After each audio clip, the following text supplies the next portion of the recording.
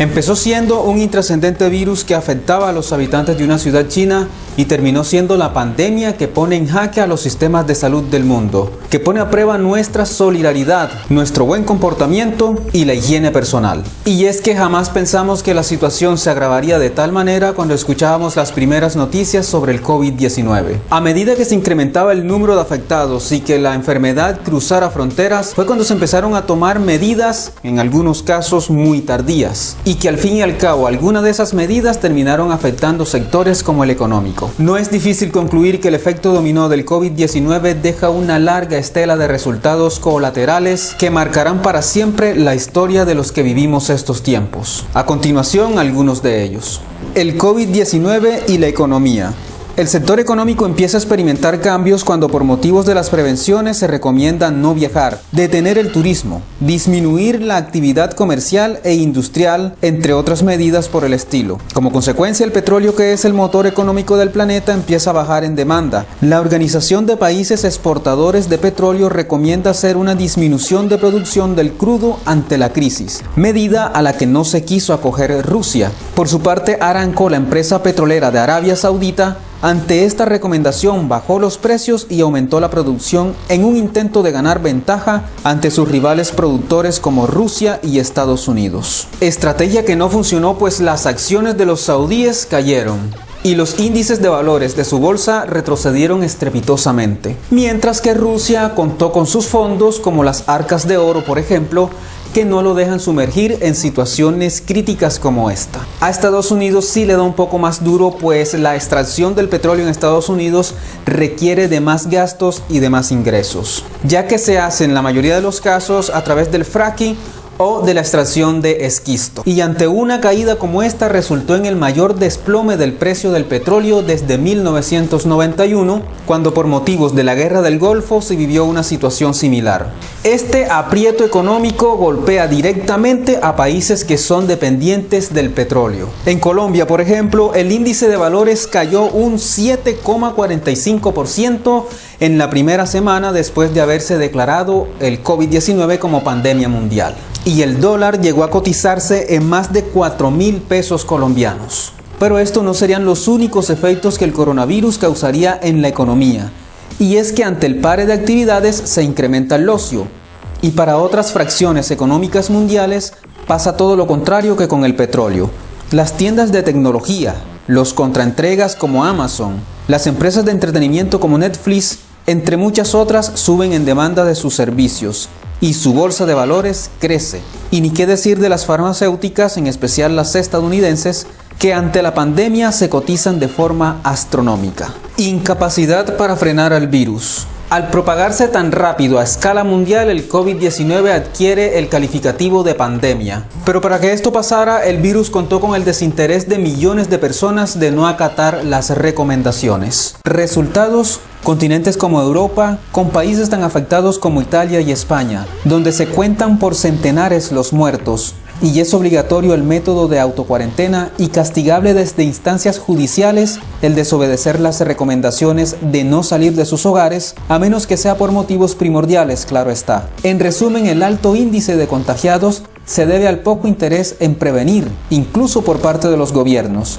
Y a la fecha de publicación de este video, Latinoamérica sigue ese mismo camino.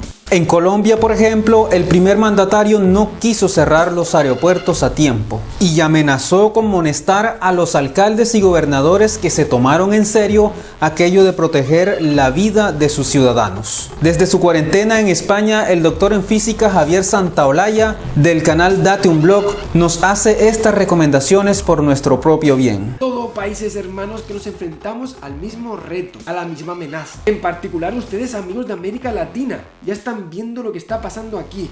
Actúen antes de que sea demasiado tarde.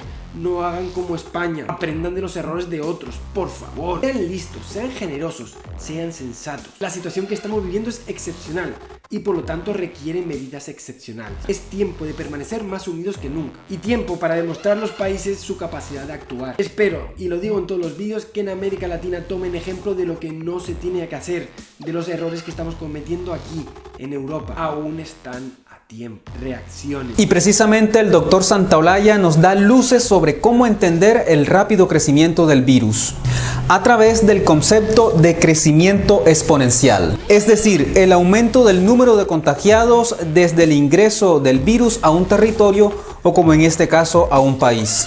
En el primer día se habla de un afectado, 2 días después se habla de 3 y a medida que pasa el tiempo se va incrementando de manera desmesurada el número de enfermos. Pero hay algo más. Ese es el número de afectados que nos da el gobierno desde su sistema de salud. Pero malas noticias. Ese no es el número real de personas contagiadas. En realidad es mucho más alto y les explico por qué. Las cifras que da el sistema de salud es el número de personas que han acudido al médico y a quienes se les han diagnosticado COVID-19. Pero la mayoría de las personas solo acuden al médico cuando ya tienen los síntomas y tienen el virus desde mucho antes. Y en ese periodo de tiempo entre contraer el virus y ser diagnosticado, muy probablemente ya ha contagiado a un número de personas dependiendo del ámbito social en que ésta se mueva. El COVID-19 y el egoísmo. Nadie puede negar que hay muchos miedos infundidos por la desinformación, creencias populares y el sensacionalismo de los noticieros. Y eso ha llevado a un comportamiento de las personas muy parecido al de las bestias en celo.